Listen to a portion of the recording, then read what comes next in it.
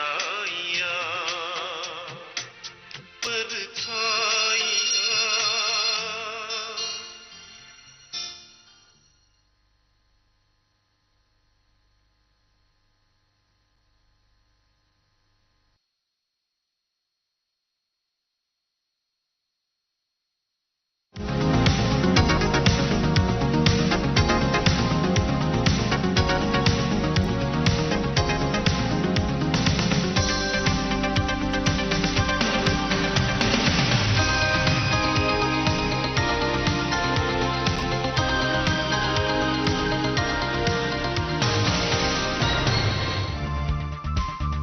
असातिजा को online classes से मुतालिक मुहैया कराई जा रही ट्रेनिंग।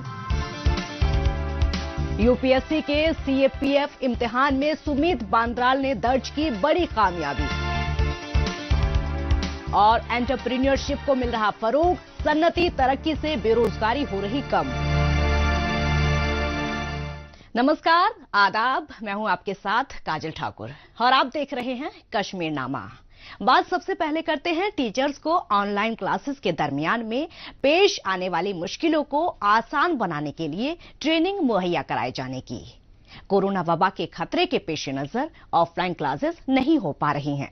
बच्चों को ऑनलाइन क्लासेस के जरिए ही तालीम मुहैया कराई जा रही है। ऑनलाइन क्लासेस को लेकर असातिजा को तकनीकी तौर पर तमाम तरह की जानकारियों से लैस होने की कुदरती तौर पर दरकार है। इस दौरान उन्हें किस तरह की परेशानियां पेश आती हैं और उसे वो कैसे आसान बना सकते हैं, इसी सम्त में उन्हें ट्रेनिंग मुहैया कराई जा रही है। टीचर्स को तकनीकी तौर पर बासलाहियत बनाने के लिए उन्हें मुहैया कराई जा रही ट्रेनिंग के हवाले से पेश है हमारी ये रिपोर्ट। यहाँ पर कसीर तादाद में मौजूद ये लोग अलग अलग स्कूल के असातिजा हैं। उन्हें ऑनलाइन क्लासेस के दौरान पेश आने वाली परेशानियों से पार पाने की ट्रेनिंग दी जा रही है।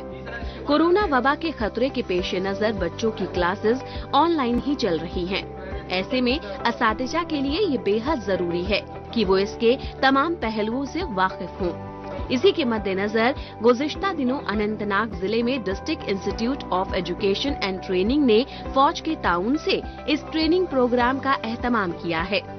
पावर पॉइंट्स प्रेजेंटेशन के जरिए उन्हें तमाम जानकारियों से लैस किया जा रहा है।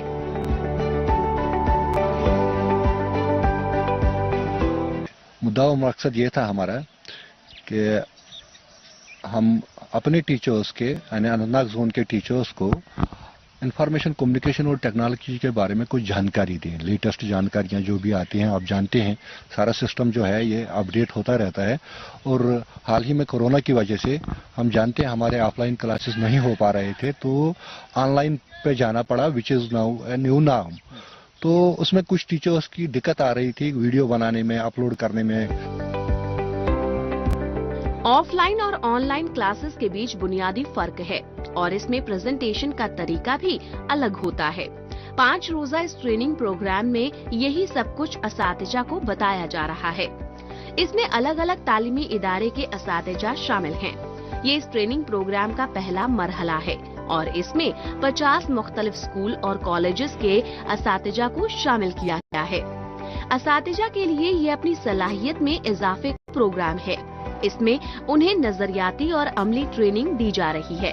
ये महज ऑनलाइन क्लासेस के लिहाज से ही नहीं बल्कि ऑफलाइन क्लासेस को भी असरदार बनाने में उनके लिए मददगार साबित होने वाला है।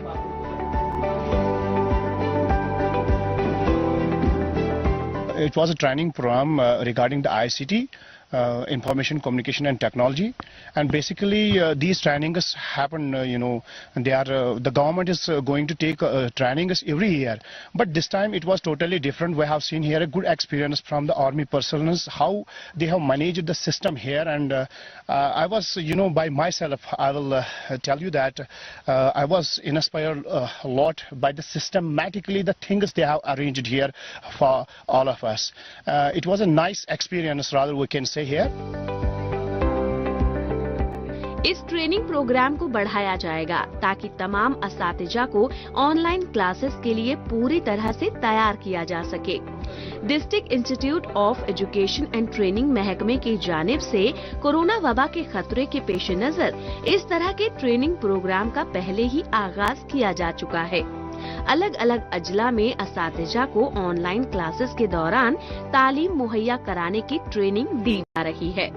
ऑनलाइन क्लासेस को और ज्यादा असरदार बनाना इसका मकसद है। दीगर बात यह है कि बच्चों को बेहतर तालीम मुहैया कराने की जिम्मेदारी असातिजा पर है। हमारे डाइट ने ये कंप्यूटर एंड साइंस को बहुत ज़्यादा इंटीग्रेट किया है हमारे डिपार्टमेंट के साथ, ताकि हम ऑनलाइन टेक्नोलॉजी, कंप्यूटर सिस्टम्स और बाकी सारी चीज़ों को पढ़ाई में यूज़ करके अपने बच्चों को पढ़ा सकते हैं। तो इसके रिगार्डिंग ये मुझे लगता है कि ये मेरी पहली ऐसी ट्रेनिंग थी जिसमें हम कह सकते हैं कि हमारे डाइट ने जो ये आर्मी के साथ एक जॉइंट वेंचर किया है and the arrangements were quite exceptional. हम कह सकते हैं बहुत ज़्यादा आर्मी का इसमें योगदान रहा। कोरोना वबा के खतरे को कमतर करने की कोशिशें जारी हैं। नवा साल बच्चों को भी वैक्सीन देने की शुरुआत हो चुकी है। अलग अलग इलाकों में कैंप लगाए जा रहे हैं। खासकर 15 से 18 साल के बच्चे जो स्कूल जाते हैं उन्हें वैक्सीन दी जा रही है ताकि वो ऑफलाइन क्लासेस में शामिल हो सके। काबिले जिक्र है कि वैक्सीनेशन के मामले में मुल्क ने बड़ी कामयाबी दर्ज की है। बच्चों के वैक्सीनेशन का प्रोग्राम भी उसी तरह से चलाया जा रहा है और जल्द ही इस उम्र के सभी बच्चों को वैक्सीन देने के हदफ को हासिल कर लिया जाएगा।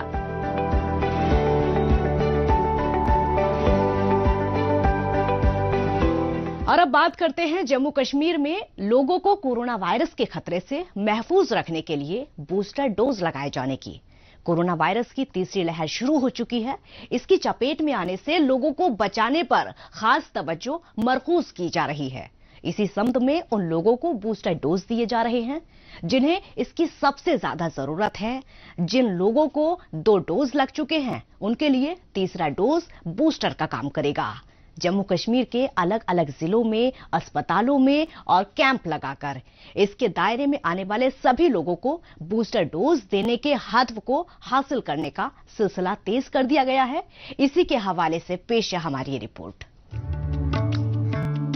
मुल्क के बाकी हिस्सों की तरह जम्मू कश्मीर में भी लोगों को कोरोना वैक्सीन की बूस्टर डोज दिए जाने की शुरुआत हो चुकी है। काबिले जिक्र है कि वैक्सीन लगाने के मामले में यूनियन टेरिटरी मुल्क में अव्वल मकाम हासिल कर चुका है। इसके मुस्बत नतीजे भी कोरोना वायरस की तीसरी लहर के बीच देखे जा सकते हैं। पहले दी जा चुकी वैक्सीन के असर को देखते हुए लोगों को बूस्टर डोज को लेकर भरोसा कायम हुआ है। कसीर तादाद में लोग अलग अलग सेंटर पर पहुंच रहे हैं और बूस्टर डोज ले रहे हैं। हमने 3 किस्म के लोग जो हैं उनको वैक्सीन जो है वो स्टार्ट की है यहाँ पे, जिसमें सबसे पहले मैंने अपना आज टीका लगवाया है और बाकी जितने भी हेल्थ वर्कर हैं हमारे वो भी आ रहे हैं। तो ये जो 3 किस्म के हैं, ये एक है हेल्थ वर्कर, दूसरे है फ्रंट लाइन वर्कर्स और हेल्थ वर्कर्स तो आपको पता ही है जो हेल्थ में काम करते हैं। फ्रंट लाइन वर्कर्स में पुलिस डिपार्टमेंट भी आ जाता है। बाकी जितने भी लोग हमारे साथ एसोसिएटेड रहे, ये कोविड के जितने भी मसले थे वो हमारे साथ साथ रहे। और तीसरी कैटेगरी वो है जो 60 साल की उम्र से ऊपर है। बूस्टर डोज को जरूरत के हिसाब से लगाया जा रहा है।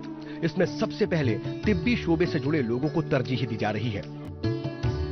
बूस्टर डोज को जरूरत के हिसाब से लगाया जा रहा है। इसमें सबसे पहले तिब्बी शोबे से जुड़े लोगों को तरजीह दी जा रही है। उनमें इन्फेक्शन का खदशा ज्यादा होता है। इसके अलावा फ्रंटलाइन वर्कर्स और बड़े बुजुर्ग लोग शामिल हैं। पुलिस फोर्स, फौज समेत दूसरे लोग भी इसमें शामिल हैं। साथ ही 60 बरस और उससे ज्यादा की उम्र के लोगों को तरजीही बुनियाद पर बूस्टर डोज दी जा रही है। जो लोग 9 महीने पहले दोनों डोज ले चुके हैं उनसे तीसरी डोज लेने की ताकीद की जा रही है। इसे लगवाने के लिए ऑनलाइन रजिस्ट्रेशन की सहूलियात भी लोगों को दी गई है। 3 कैटेगरीज के लिए health care workers, frontline workers और 60+ कोमॉर्बिड जो हैं उनके लिए। तो अच्छा रिस्पांस आ रहा है, लोग आ गए खुद लगवाने के लिए। और जैसा हमारा 3rd से हमारे यहाँ स्टूडेंट्स के लिए स्टार्ट थी 15 to 17 के लिए, वो बच्चे भी आ रहे हैं। ऑलमोस्ट 60% हमारा जो है हो गया है सिटी का टारगेट अचीव, और अभी चल रहा है। ये हम कोशिश करेंगे कि जल्द से जल्द ये जो वैक्सीनेशन का प्रोसेस है ये कंप्लीट हो जाए। कोरोना वायरस तेजी से फैलने वाला वायरस है। ये नए वेरिएंट के साथ दुनिया के सामने आ रहा है। उससे लोगों को बचाने के लिए तमाम पहलुओं पर गौर किया जा रहा है। तीसरी लहर में उसे फैलने से रोकने के लिए बूस्टर डोज की अहमियत पर जोर दिया गया है। इसी पर तवज्जो मरकूज करते हुए वजीर-ए-आज़म नरेंद्र मोदी ने मुल्क भर में बूस्टर डोज दिए जाने का ऐलान किया था। उनके ऐलान पर अमल किया जा रहा है। अलग अलग जगहों पर सेंटर्स कायम करके इसके दायरे में आने वाले लोगों को ये डोज दी जा रही है। जम्मू कश्मीर की बाकी की खबरों पर बढ़ने से पहले अब बात करते हैं देश दुनिया की खबरों की। आइए डालते हैं एक नजर।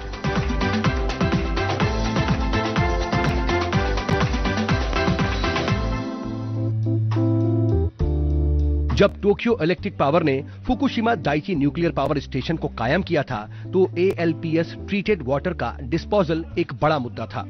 इसके लिए एक्सपर्ट की स्पेशल सब कमेटी बनाई गई। ये इंडिपेंडेंट कमेटी थी और उसने तफसील से तमाम पहलुओं पर गौर किया।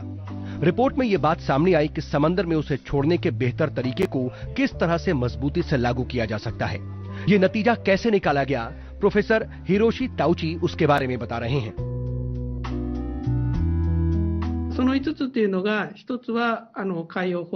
हमारे पास 5 मुतबादिल थे। पहला ट्रीटेड वाटर को समंदर में छोड़ना, दूसरा वेपर को रिलीज करना, तीसरा हाइड्रोजन रिलीज करना, चौथा जियोस्फीयर इंजेक्शन और पांचवा अंडरग्राउंड ब्यूरियल। सब कमेटी में तमाम समाजी और मुआशी मुद्दे को मरकज में रखकर चर्चा हुई कि कौन सा मुतबादिल सबसे बढ़िया है। शुरू करने से पहले हमने टेक्निकल और रेगुलेटरी को लेकर 2 मुतबादिल पर गौर करने का फैसला किया। ये समंदर में छोड़े जा रहे थे या भाप बन रहे थे, इस पर भी चर्चा हुई। फैसला हुआ कि समंदर में छोड़े जाने में नुकसान कम था क्योंकि वहां पर बहाव होता है और डिस्चार्ज वाटर उसमें फैल जाता है। मुल्क के हर एक न्यूक्लियर पावर स्टेशन में रेगुलेटरी स्टैंडर्ड को फॉलो किया जाता है। इंटरनेशनल स्टैंडर्ड में केवल कंसंट्रेशन को सेट किया जाता है। इसका मतलब ये कि जापान की स्टैंडर्ड इस सम्त में सख्त है। रिपोर्ट के मुताबिक ही डिस्चार्ज के रूल्स को मुस्तकबिल में भी फॉलो किया जाएगा। इसका रास्ता क्या होगा और डीकमिशनिंग को लेकर गवर्नमेंट और यहाँ के बाशिंदों से भी राय मशवरा पर खास तवज्जो दी जा रही है। जापान में किसी भी मौजू पर आम सहमति बनाने का खास ख्याल रखा जाता है। फुकुशिमा के बाशिंदे वहाँ की गवर्नमेंट किसी मौजू पर बेहतर नतीजे निकालने में अपना ताउन देते हैं।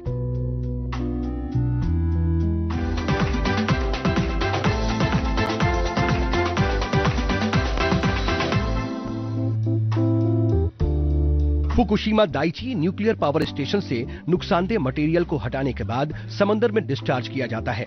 इसके लिए बाकायदा एडवांस लिक्विड प्रोसेसिंग सिस्टम का इस्तेमाल किया जाता है। बावजूद इसके इसमें ट्रीटियम नाम का न्यूक्लियर मटेरियल बचा रह जाता है, लेकिन ये उतना नुकसानदेह नहीं है।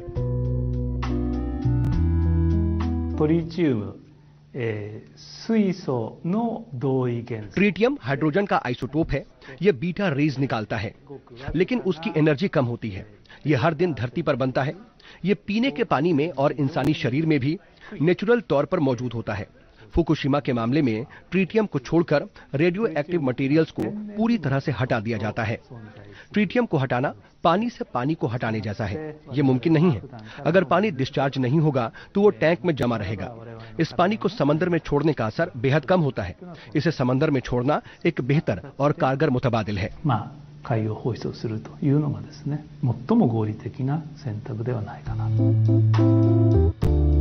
रेडियोलॉजी के माहिरीन के मुताबिक ये पूरी तरह से सेफ है। समंदर में इसका डिस्चार्ज किया जाना जापान के पैमाने के मुताबिक है। डीकमिशनिंग के प्रोसेस में पूरी सावधानी बरती जाती है और इसमें सभी स्टेक होल्डर्स के बीच म्यूचुअल अंडरस्टैंडिंग भी है।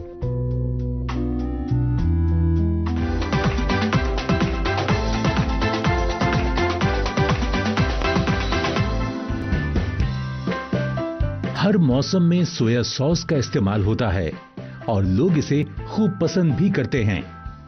जापान की लीडिंग सोया सॉस तैयार करने वाली कंपनी किकोमन दुनिया भर में अपनी मसनूआत के लिए मशहूर है। ये काफी हद तक जापान के रिवायती खान पान को फरोग देने में अपना ताउन देती है। इसे नेचुरल तरीके से तैयार किया जाता है। किकोमन जापान की खास सोया सॉस को खाने पीने की अशिया के तौर पर बेचता है। 1957 में किकोमन अमेरिकी बाजार में दाखिल हुई और ये दुनिया भर में 100 से ज्यादा मकामात पर अपना कारोबार चला रही है। हम अपनी सोया सॉस को महज जापानी खान पान के मसाले के तौर पर ही नहीं बेचते हैं, बल्कि हम अपनी इस मसनूआत को सभी सीजन के हिसाब से सभी मकसद के लिए बेचने की कोशिश करते हैं। हम इसे जायकेदार बनाते हैं।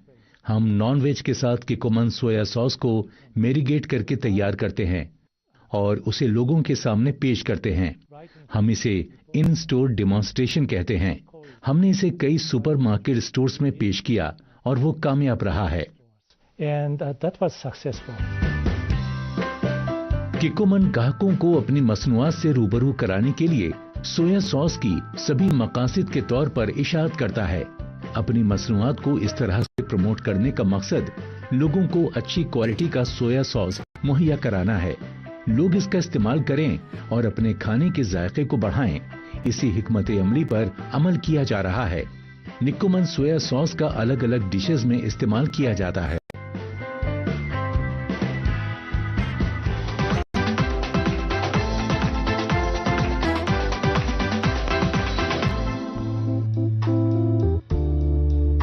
ओयासू रीजन के अकीता में वाक़ है ये जियोथर्मल इलेक्ट्रिक पावर प्लांट।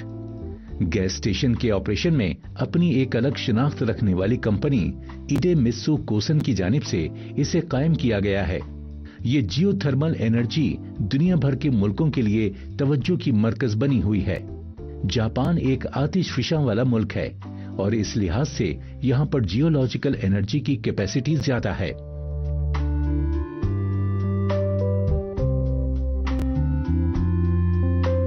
इस मायने में ये यहाँ की प्योर डोमेस्टिक एनर्जी है। ये यहाँ के नेचुरल रिसोर्सेज का इस्तेमाल करते हुए एनर्जी की पैदावार में अहम साबित हो रहा है।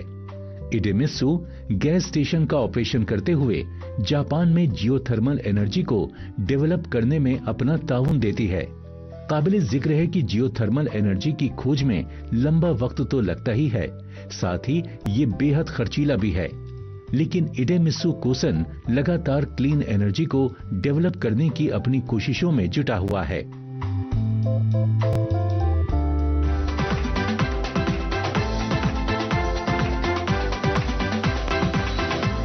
और अब हम आपका तारुफ एक ऐसे नौजवान से करा रहे हैं जिन्होंने अपनी मेहनत और लगन से अपना अलग मकाम बनाया है, जिनकी कामयाबी नई पीढ़ी के बच्चों के लिए मिसाल है। वो नौजवान हैं जम्मू कश्मीर के उधमपुर जिले से ताल्लुक रखने वाले सुमीत बांद्राल। उन्होंने सिविल सर्विसेज की जानिब से मुनक्किद होने वाले सेंट्रल आर्म्ड पुलिस फोर्स के इम्तिहान में कामयाबी दर्ज की है।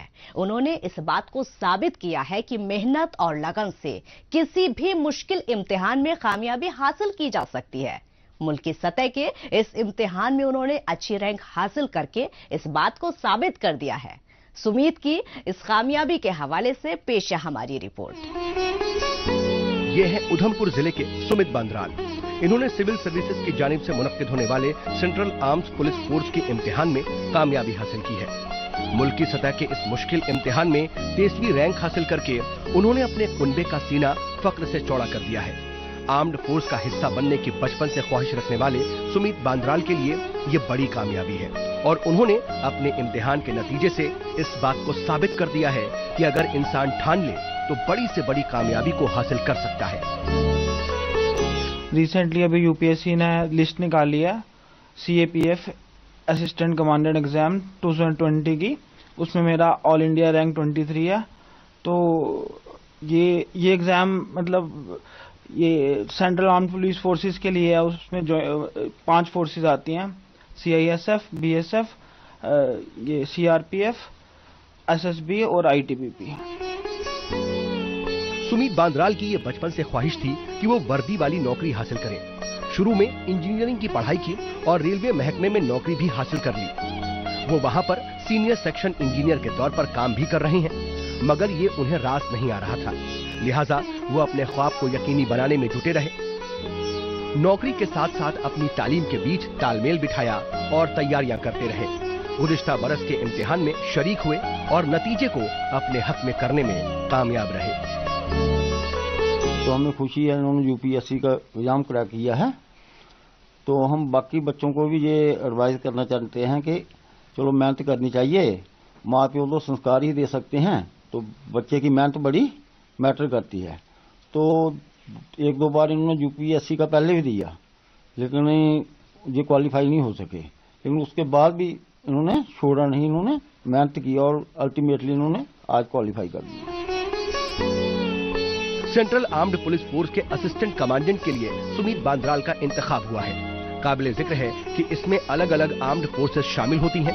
इसमें बॉर्डर सिक्योरिटी फोर्स यानी BSF, central reserve police force यानी CRPF, central industrial security force यानी सीआईएसएफ और Indo Tibet border police force यानी आईटीबीपी समेत सशस्त्र सीमा बल यानी एसएसबी शामिल होती है। अच्छी रैंक हासिल करने वाले उम्मीदवारों को अपनी पसंद के फोर्स में शरीक होने की छूट भी मिलती है। सुमित बांद्राल की अच्छी रैंकिंग से उनके कुनबे के लोग बेहद खुश हैं।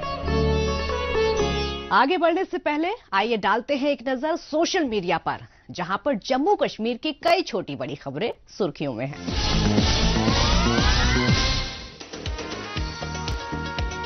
शेरे Kashmir university agriculture science and technology Kashmir के वाइस चांसलर प्रोफेसर नजीर ए गनई का साइंसी इजादात, तहकीक, जरई तालीम और तौसीह में ताउन रहा है काबिले तारीफ। फौज की जानिब से कश्मीर के करनाहा इलाके के गांव बेयारी में मेडिकल कैंप का किया गया एहतमाम। गुज़िश्ता दिनों मुनक्किदा इस कैंप में दूर दराज के इस गांव के लोगों को तिब्बी सहूलियात मुहैया कराते हुए उनकी जांच पड़ताल और मुफ्त में मुहैया कराई गई दवाइयां। सोर्स वेस्ट सेग्रीगेशन और सिंगल यूज प्लास्टिक का कम से कम इस्तेमाल करने के तई जेएमसी की जानिब से लोगों को लगातार किया जा रहा है बेदार। दीगर बात यह है कि सोर्स वेस्ट सेग्रीगेशन से उसके कलेक्शन और उसके बेहतर प्रोसेसिंग में मिलती है मदद। कुलगाम पुलिस ने गुज़िश्ता दिनों कोविड-19 के हवाले से बेदारी मुहिम का किया आगाज। इसके तहत आम लोगों में बांटे गए मास्क। इसका मकसद लोगों को कोविड-19 के फैलने के तरीके के तई बेदार बनाते हुए उससे उन्हें बचने के तरीकों पर अमल की ताकीद करना है।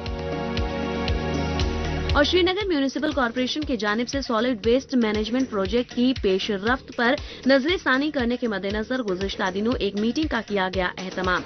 इसमें अछान में solid waste management and remediation facility पर तफसील से हुई चर्चा। इससे मुल्क का अव्वल सॉलिड वेस्ट मैनेजमेंट सेंटर बनाने पर किया जा रहा है गौर। और अब बात करते हैं गैजेट की। स्मार्टफोन बनाने वाली कंपनी मोटोरोला अपनी नई पेशकश को बाजार में पेश करने वाली है। वो रेजर 3 को फ्लैगशिप डिवाइस के तौर पर लेकर आ रही है। उससे मुतालिक कुछ जानकारियां मंजरे आम पर लाई गई है। तमाम तरह की खूबियों से लैस ये स्मार्टफोन फोल्डेबल है। आइए डालते हैं इसकी खूबियों पर एक नजर।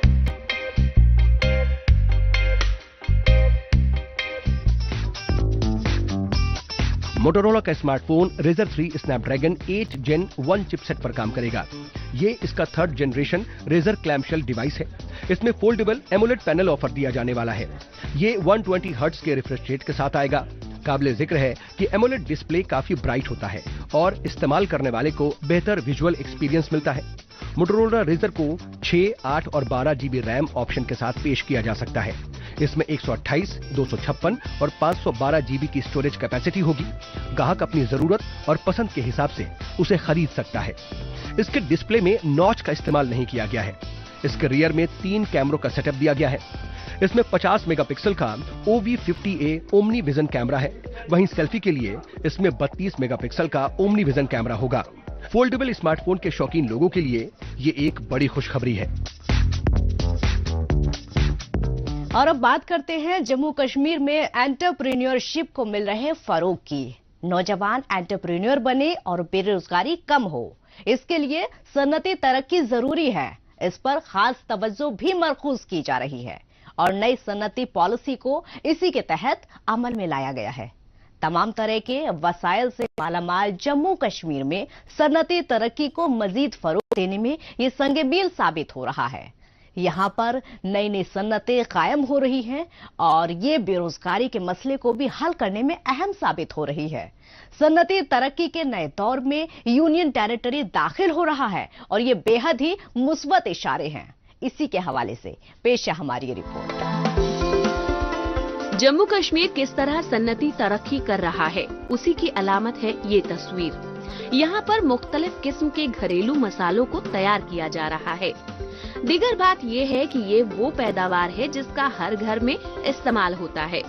इसका बाजार बहुत बड़ा है और ये नौजवानों के लिए एंटरप्रेन्योर बनने में भी मददगार साबित हो रहा है। इसका खाम माल मकामी सतह के बाजार से ही मुहैया हो जाता है। इसी पर तवज्जो मरकूज करते हुए इस सन्नत को कायम किया गया है और ये बड़ी तादाद में नौजवानों को रोजगार मुहैया कराने में भी मददगार साबित हो रहा है। मसाले जो हम बना रहे हैं कुछ डिफरेंट दे रहे हैं और ऑल ओवर इंडिया में अल्लाह ताला के फजल करम से मशहूर हो रही डिमांड आ रही है। मतलब बाहर भी जो आउट ऑफ कंट्री जैसे मलेशिया, अमेरिका में कुछ लोगों ने हमारे प्रोडक्ट ले लिए, वहां पे भी इसको पसंद किया गया और हम कोशिश कर रहे हैं और सपोर्ट हम ले लेंगे गवर्नमेंट से इंशाल्लाह, क्योंकि यहाँ कुछ एस्टेब्लिशमेंट आ जाए तो हम चाहते हैं कि गवर्नमेंट से भी सपोर्ट ले लें कि हम मुल्क के बाहर भी अपनी सप्लाई दे सकें। सनअती तरक्की के लिए कुछ बुनियादी सहूलियात की दरकार होती है जो यहाँ पर मौजूद है। मुख्तलिफ किस्म की पैदावार से जुड़ने के लिए यहाँ पर खाम माल दस्तयाब है। इसके अलावा इंसानी वसायल भी है। इसके लिए इससे वाबस्तगी बढ़ाने के लिए हुकूमत का ताउन भी मिल रहा है। जम्मू कश्मीर में ये तमाम बातें मौजूद हैं। इससे सन्नती इकाइयों को कायम करने में नौजवानों की दिलचस्पी को फरोग मिला है।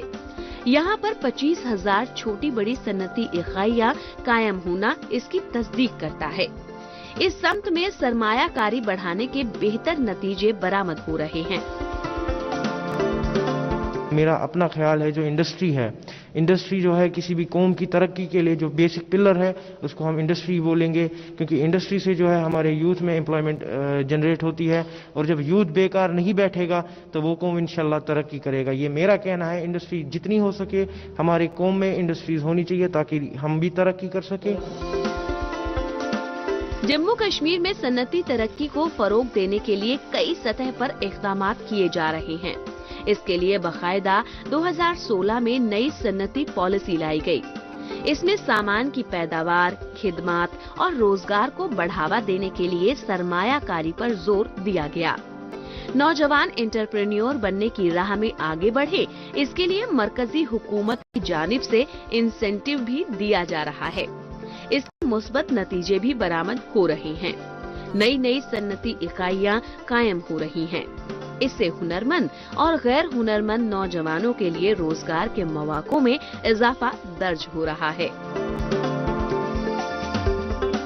इस हफ्ते बस इतना ही। हमें दीजिए इजाजत। अगले हफ्ते इसी दिन इसी वक्त फिर होगी मुलाकात। तब तक के लिए नमस्कार, खुदा हाफिज।